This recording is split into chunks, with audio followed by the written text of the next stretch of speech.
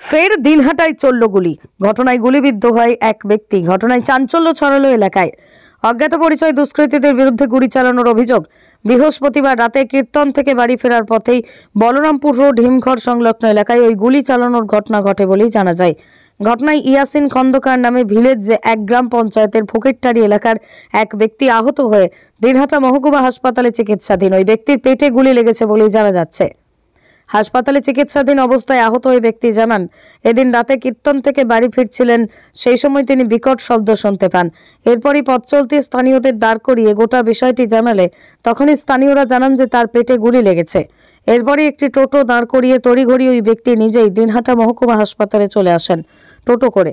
এরপরই হাসপাতালের থেকে খবর যায় দিনহাটা থানায়। পুলিশ দিনহাটা মহকুমা হাসপাতালে ছুটে আসে এবং গোটা বিষয়টি খতিয়ে দেখে।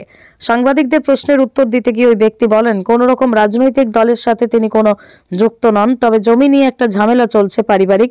এদিকে ওই ব্যক্তির শারীরিক অবস্থা আশঙ্কাজনক থাকায় তাকে কোচবিহারের স্থানান্তরিত করা হয়েছে। স্বাভাবিকভাবেই প্রশ্ন উঠতে শুরু করেছে, তাহলে কি কারণে ওই ব্যক্তিকে লক্ষ্য করে গুলি চালানোর ঘটনা ঘটলো?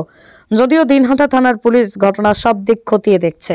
আইডিয়াল ন্যাশনাল একাডেমি বালকদের একটি আদর্শ আবাসিক শিক্ষা প্রতিষ্ঠান। এখানে অডিও ভিজুয়াল ও আধুনিক শিক্ষার পাশাপাশি ধর্মীয় শিক্ষা প্রদান করা হয়। সেই সাথে ছাত্রদের সুস্বাস্থ্য বজায় রাখতে মাঝে মাঝে অভিজ্ঞ ডাক্তারদের দ্বারা চেক আপ করানো হয় ও সুষম খাবার প্রদান করা হয়। আপনার সন্তানের সুস্থ, সুন্দর ও উজ্জ্বল ভবিষ্যৎ গড়ে তুলতে চলে আসুন দিনহাটার বাবুপাড়া 2 নম্বর ওয়ার্ডে আইডিয়াল ন্যাশনাল একাডেমি মিশনে, অথবা যোগাযোগ করুন 9800711212 অথবা 9932230750 এই নম্বরে।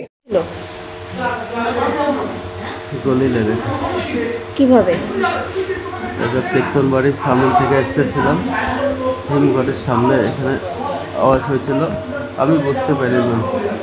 আমি এসে একটা ছেলেকে দেখাইছিলাম, ভাই এখানে দেখো কী হলো। ও বলেছে, ভাই এটা মনে হয় গুলি লেগেছে। আমি তো জানি না। আমার তারপরে একটু 2-3 মিনিট পরেই ব্যথা শুরু হয়ে গেছে। ওখানে কি কোনো ঝামেলা চলছিল? না। তাহলে এমনি গুলি লেগে গেল? হ্যাঁ।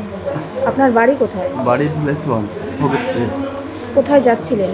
আমি বাড়ি যাচ্ছিলাম কীর্তন বাড়ির সামন দিয়ে। ওইখানে একটা ফাঁকা এরিয়া ছিল, ওইখানের মধ্যেই হয়েছিল। কি নাম বললেন? ইয়াসিন খন্দকার। বাড়ি থেকে কেউ আসছে? না ম্যাম, আমার বাচ্চা ছোট আছে। বাড়িতে খবর না দিলেই খুব ভালো হতো। পাঁচজনালে বাবাকে নিয়ে আসতে পারতেন। আপনার কি কোথায় লেগেছে? কোথায়? পেটে।